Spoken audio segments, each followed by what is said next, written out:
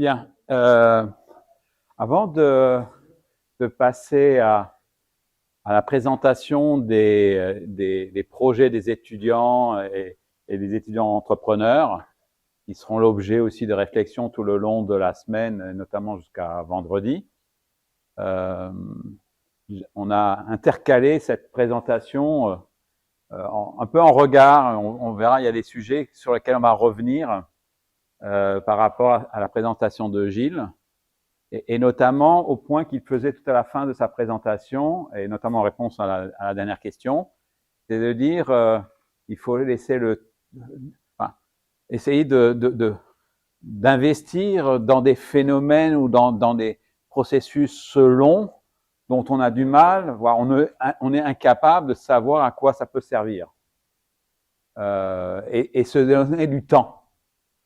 Et cette notion de se donner du temps, c'est, dans une façon de dire aussi, c'est de se donner la chance ou le loisir d'être oisif. C'est-à-dire, grosso modo, s'autoriser d'accorder des ressources, et notamment des ressources en temps, à ne rien faire, ou faire des choses qui ne sont pas forcément utiles au sens utilitariste du terme, c'est-à-dire dont on sait que le résultat sera exploité, utilisé par quelqu'un d'autre.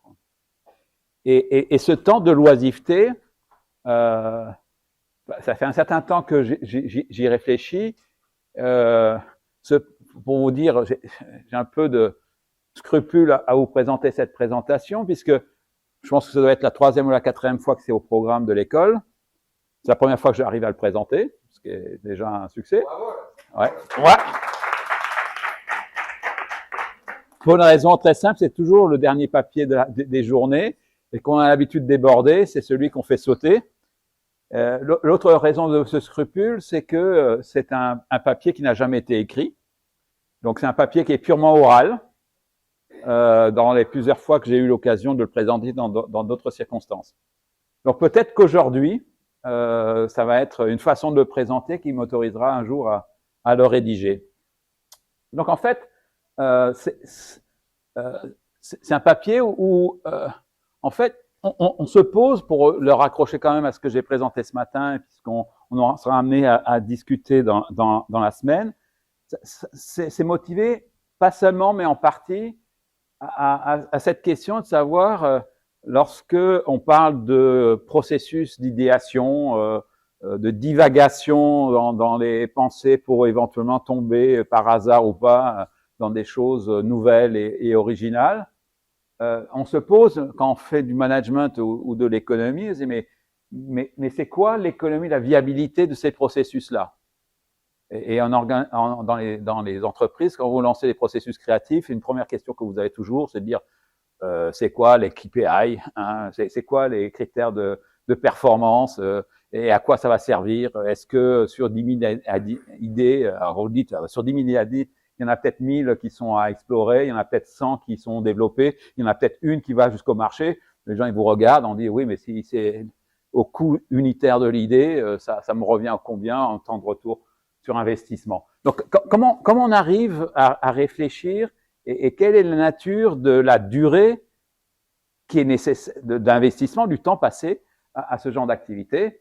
Et pour être plus précis et faire référence aussi à des concepts plus comment dire, d'économie et de gestion, c'est cette idée de qu'est-ce qui justifie économiquement et dans la viabilité économique l'existence de ce qu'on appelle le slack organisationnel, hein, qui est un vieux concept, hein, qui date des années 60, introduit par Edith Penrose, qui est grosso modo de dire, pour que les organisations aient un potentiel de croissance et de résilience à l'incertitude, il faut qu'il y ait du gras. Hein, pour dire les choses bêtement, c'est que il faut qu'il y ait des réserves, des ressources en réserve qu'on peut exploiter, ne serait-ce que parce qu'on a une opportunité de croissance. Si vous n'avez pas les moyens, si vous n'avez pas les capacités de production, si vous n'avez pas l'organisation qui va avec, ben vous ne pouvez pas passer à l'échelle et donc vous ratez l'opportunité de croissance. Ça, c'était l'idée des mécanismes de croissance des entreprises. Les entreprises qui croient, c'est celles qui se sont accordées l'autorisation de pouvoir croître demain parce qu'ils ont des réserves. entre parenthèses, et je reviendrai là-dessus, c'est exactement le contraire de ce qu'on essaie de vous enseigner dans beaucoup d'écoles, dans de principe de gestion, qui est la notion de lean management, hein, le processus de production maigre. Alors, non, moi je suis, alors peut-être qu'il y a des raisons, mais je considère que avoir du gras dans les organisations, ça a des vertus, et je vais revenir là-dessus. C'est une façon un peu prosaïque de parler de Slack organisationnel. Il y a l'équivalent dont je vous ai parlé ce matin, qui est le Slack créatif, c'est-à-dire, grosso modo, de cette idée qu'on a besoin aussi de réserves et de capacités d'accumulation, non seulement d'idées et de potentiel d'innovation future, mais aussi de la capacité d'avoir des ressources, d'investir dans des ressources de moyen long terme qui peut un jour permettre justement de développer des nouvelles idées parce qu'on a les capacités, on a la maturité pour le faire. Et l'exemple de l'ANR messager, c'est exactement ça. C'est-à-dire que si on n'avait pas fait ces investissements dans les années 60-70 en biologie fondamentale, moléculaire, etc., ben, c'est pas au moment du Covid qu'on aurait pu imaginer que développer en quelques mois un vaccin qui soit pertinent. Donc la question est vraiment que je vais essayer de poser, c'est comment je peux réfléchir, qu'est-ce qu'il y a derrière ces notions d'oisiveté ou de ressources allouées à des choses qui sont a priori inutiles ou en tout cas en plus de ce qui est nécessairement, qui est strictement nécessaire pour la production immédiate, pour l'efficacité immédiate. Alors pour ça, alors je suis tombé, alors c'est une conjoncture, je suis tombé sur un ouvrage que je vous conseille vraiment de lire. Il existe une très bonne traduction en français, qui est L'éloge de l'oisiveté de Bertrand Russell, qui est un philosophe du début du XXe siècle, et qui est intéressant à voir, où il fait en fait l'éloge, comme son nom l'indique, de l'oisiveté. C'est-à-dire que pouvoir se permettre d'être oisif, c'est d'avoir suffisamment de ressources, de temps pour se cultiver, pour faire d'autres choses que ce qui est immédiatement utile. Et ça, c'est une chose qui est extrêmement intéressante par rapport aux propos que je veux tenir et qui est en contraste extrêmement important avec un autre penseur, mais un peu plus ancien du XVIIIe, qui est aussi être un des pères de l'économie, et c'est pas forcément sans rapport avec ce que je disais tout à l'heure, qui est Adam Smith, avec notamment ses travaux, son livre sur la nature et la cause de la richesse des nations, où là, il vante l'efficacité productive dont je parlais ce matin, qui était de dire que tout ce qui est oisif, c'est en fait un surcoût, quelque chose qui est inutile, qu'il faut réduire au maximum pour être plus rentable, pour profiter des économies d'échelle. Enfin, il y a tout un discours là-dessus, et même un discours sociologique et politique qui est de dire, en fait, il faut même que la ressource humaine, que les hommes, les personnes soient actifs et travaillent, parce que l'oisiveté, c'est la source de désœuvrement et de dépravation. Grosso modo, tous les vices trouvent leur origine en partie dans l'existence d'oisiveté. Si vous êtes oisif, vous êtes tenté par la dépravation et que seul le travail productif est utile. Et quand on contraste ça avec Bertrand Russell, lui, il fait plutôt référence à ce que, alors on revient à Rome, comment dire, à la civilisation antique, et notamment cette notion chez Sénèque de otium, qui est en fait cette idée de ne plus être actif dans la sphère publique et qui vante les loisirs consacrés à la culture, à l'activité culturelle, intellectuelle, à la contemplation et à l'éducation.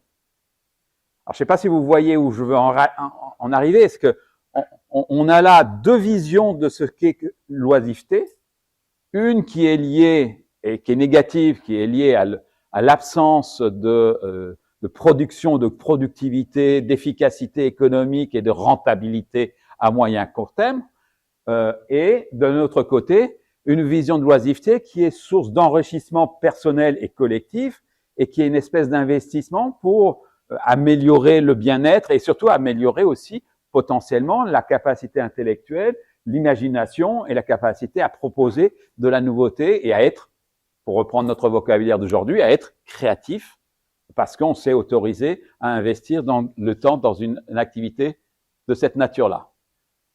Évidemment, je fais référence à la citation que je faisais déjà ce matin à Adam Smith, parce que vraiment, dans ce texte-là, vous avez la quintessence de la vision smithienne de Smith, où finalement, le fait d'avoir des activités de type créative, l'exemple qu'il prend, c'est celui du chanteur d'opéra. Une fois qu'il a chanté, ça a disparu, ça ne sert à plus rien puisque ça s'est évaporé. Alors aujourd'hui, on enregistre, on va dire ouais, c'est plus vraiment. Bon, peu importe.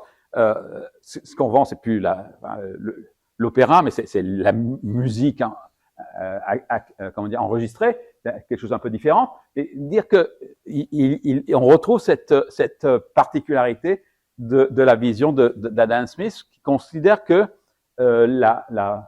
seul le travail productif est créateur d'un surplus de valeur. Et que finalement, c'est seul ce type de travail qui est création de valeur supplémentaire, contrairement à toutes ces activités intellectuelles, artistiques, créatives que l'on peut avoir par ailleurs. Alors, c'est là où j'en viens un peu à ce que je disais ce matin. En fait, quand je vous parlais de créativité et de processus créatif, je vous disais qu'il y avait en fait deux processus qui étaient en parallèle. Un processus de génération d'idées, processus créatif, et le processus de gestion de projet et d'innovation. Et on retrouve la notion de productivisme et de capacité à produire efficacement lorsqu'on parle de la gestion de projet classique, avec des objectifs à atteindre, avec le minimum de ressources, avec des effets d'économie de la ressource, de l'absence de gras, si je puis dire. Et puis, le fait qu'en parallèle, vous devez avoir du temps consacré à la génération d'idées potentiellement utilisables, mais seulement potentiellement, et surtout de la développement de compétences pour pouvoir faire face, par exemple, à de l'incertitude, à des opportunités qui ne sont pas anticipées. Et donc, la question qui vraiment est posée, que j'essaie de poser, c'est quelle est la viabilité économique de ces deux processus qui peut justifier l'investissement des deux. Alors là, j'ai besoin de faire un petit détour. Alors j'en ai déjà fait pas mal, pour savoir comment je vais pouvoir tenir compte de ces processus, et notamment d'un élément important qui est le fait que ces processus, ils ont lieu dans le temps, dans la durée. Et que la caractéristique de l'un et de l'autre, c'est que on a besoin, pour pouvoir les comprendre, que ce sont des processus qui s'inscrivent dans la durée, et que ce qu'on doit gérer, c'est justement le fait que j'ai des processus de durée différentes. Si toutes les durées étaient équivalentes, en termes d'organisation, ça poserait pas de problème, parce que vous pourriez les empiler les uns sur les autres de manière extrêmement, comment dire, claire, sans gras, sans oisiveté, puisque la vitesse et le rythme des différents éléments du processus sont identiques. Et pour ça, je vais faire appel, alors ça c'est un petit plaisir personnel, à un auteur qui s'appelle Georges Roegen, que personne ne connaît évidemment, sauf quelques Strasbourgeois, parce qu'à force de m'entendre, et puis surtout pour les plus anciens, pour y avoir frotté à ces idées, c'est d'introduire cette notion explicitement, cette notion de durée dans les éléments du processus que vous êtes en train d'analyser. Alors, très rapidement, Georges Roegen, vous avez sa bio là, et la particularité qui est intéressante, c'est qu'il a passé par Strasbourg, donc il y a laissé sa trace. Petite histoire, c'est qu'il est passé par la Sorbonne, mais surtout il a travaillé, c'est un statisticien, mathématicien statisticien, extrêmement brillant, et qui a travaillé avec Schumpeter et qui est quand même un des pères de l'économie de l'innovation. Qu'est-ce qu'il dit? Son truc, il est très simple. Et comme toujours, les bonnes idées sont toujours les idées simples. Habituellement, quand on raisonne, et notamment quand on raisonne sur des processus, il y a des inputs, des entrées et des sorties. Et parmi les entrées et les sorties, enfin les inputs et les outputs, on parle beaucoup de flux, c'est-à-dire combien je consomme par heure d'électricité, etc., pour pouvoir produire une tonne de je sais pas quoi dans la même période. Ce sont des flux. Et c'est généralement beaucoup de gens, quand on calcule de productivité, on parle généralement de rapport de flux. Combien j'utilise pour produire autant d'output. Mais il indique qu'il y a un autre élément qui rentre dans les processus de production, c'est des choses qui restent de manière permanente. Une machine, elle est là au début et elle est encore là à la fin. Bon, elle est peut-être un peu usée, mais elle s'inscrit dans la durée. Et ce qui rythme la production, et les gens dans l'industrie, quand vous serez dans l'entreprise, pour ceux qui l'ont été, l'ont expérimenté, il y a des choses qui ont une certaine durée et vous pouvez prier comme vous voulez. S'il faut 10 jours pour faire un produit, ben vous ne pourrez pas le faire en 9 ou alors vous faites une innovation. Et c'est-à-dire, ça peut être un driver de l'innovation que d'essayer de raccourcir les durées. Donc, ces fonds, ce qu'il appelle les fonds, sont donc des éléments du processus qui ne sont pas consommés par le processus et qui ressortent à la fin de la durée, à la fin du processus et qui peuvent être réutilisés par la suite. Avec la particularité que ce genre de choses disparaissent en une fois. Ça ne se décumule pas comme un stock qui se décumule progressivement. Une ampoule qui dure 1000 heures, ben, il faut attendre 1000 heures pour la consommer. Et vous ne pouvez pas éclairer 1000 pièces pendant 1 heure en parallèle. Ce n'est pas possible. Okay? Et c'est ça la différence essentielle entre un flux et un fond. Alors, ayant ça en tête, ça veut dire quoi? Ben, quand je représente un processus de production, il y a certaines choses que je peux mesurer dans le temps comme étant des flux, positifs ou négatifs, hein, c'est les graphes en haut. Négatif, c'est les inputs, ça peut être les ressources comment dire, naturelles, ça peut être, etc.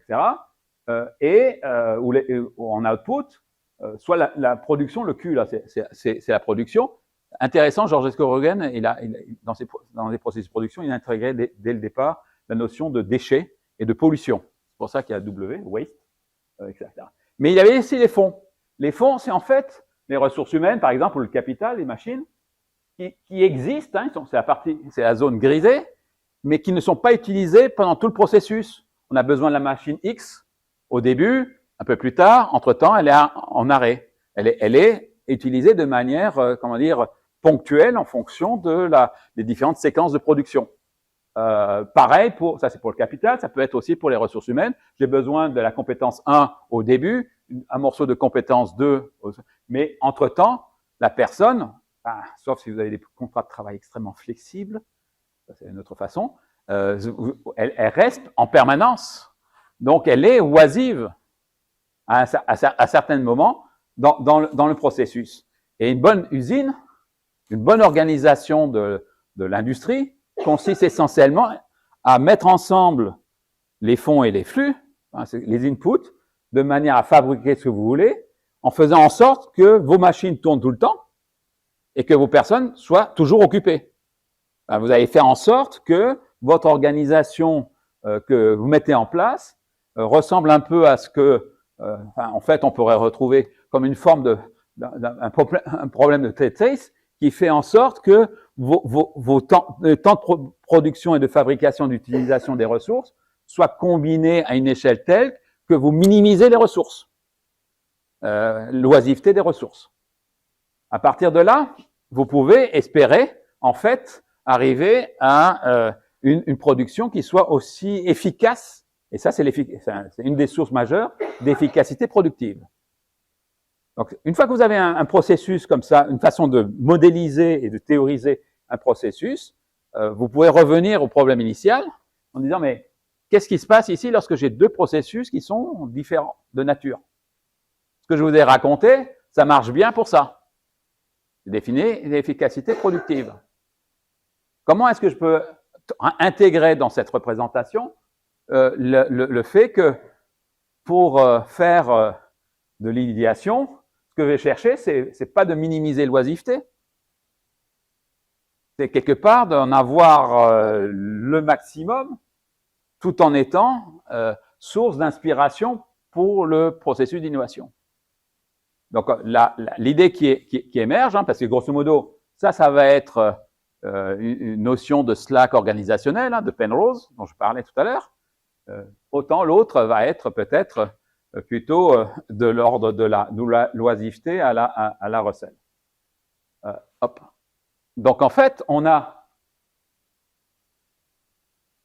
les enjeux qui sont les suivants. Intégrer la durée, se poser la question de l'agencement et de l'organisation, de se poser, mais on ne posera pas la question de qui paye l'investissement initial, ça c'est une question en plus, mais surtout une question d'usage et d'oisiveté des fonds. Et en fait, l'idée qui émerge de ce raisonnement, si vous m'avez encore suivi, vous êtes encore avec moi, c'est de dire, le truc consiste à redéfinir l'idée originale de Georges Escourogen, qui est de dire, mais les fonds, ils ne sont pas tous homogènes. Il y a les fonds que lui, il avait en tête, qui sont des machines, la terre, le sol, un bâtiment, des choses comme ça. Là, c'est permanent, généralement ça s'use, mais en tout cas, c'est permanent. Mais si on imaginait qu'il existait des fonds cognitifs, et qui ont une propriété un tout petit peu différente de celle que Georges Escourogen a définie, qui est de dire, on leur intègre, j'allais dire, une oisiveté à la recel, en disant, mais qu'ils ne sont pas consommés, voire qu'ils sont créés ou améliorés par le processus lui-même. Là, les choses commencent à prendre un sens un peu différent. Et quand on remouline le tout, on arrive à ça. Enfin, encore une fois, si vous êtes toujours sur le bateau, c'est-à-dire que on a un Slack organisationnel, c'est une oisiveté qui concerne des ressources productives et qui sont des options de croissance future. Alors que le Slack créatif dont je vous ai parlé ce matin, que j'ai rappelé cet après-midi, c'est en fait l'exploitation des fonds cognitifs qui ont cette capacité justement à s'améliorer avec cette dimension d'oisiveté et qui sont les options de développement futur et d'innovation et de créativité.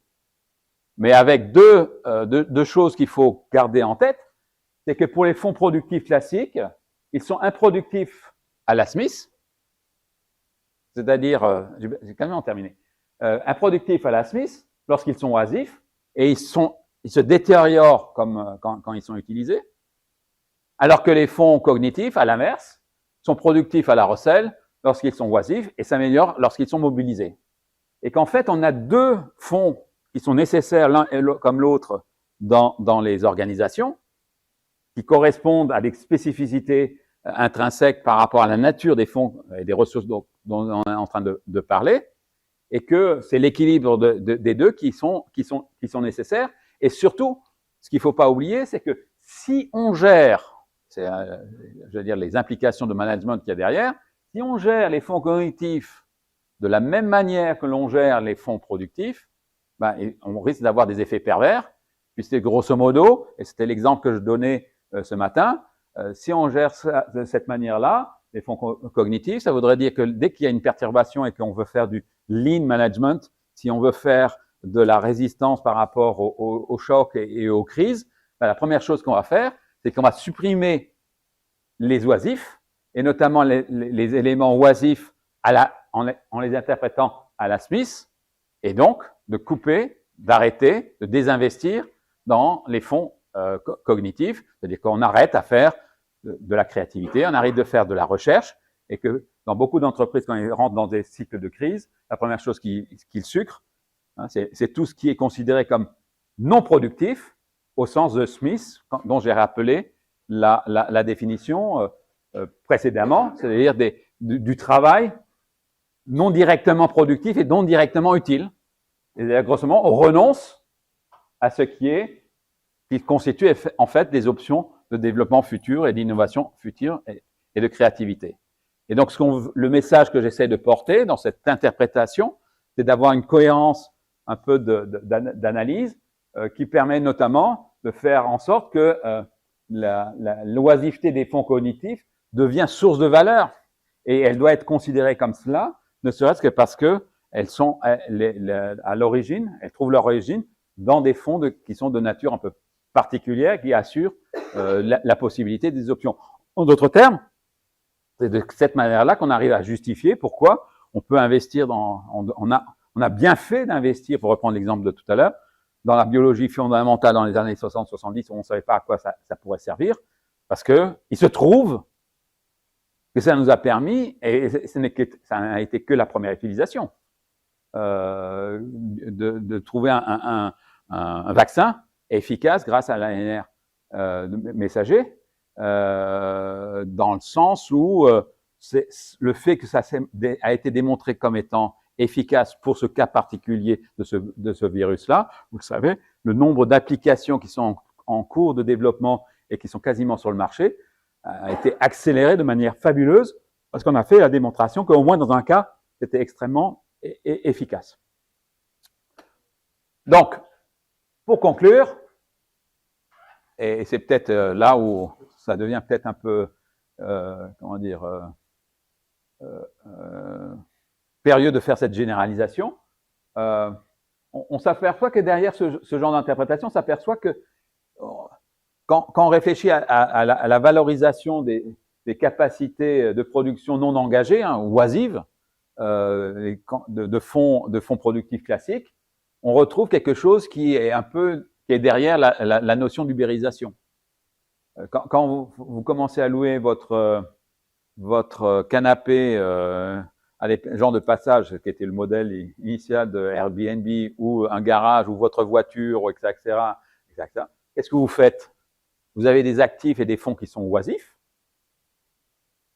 et vous les rendez productifs, et c'est grâce à un système de plateforme, etc., c'est grosso modo la logique économique qui consiste à rentabiliser, en rendant actifs des ressources qui étaient oisives.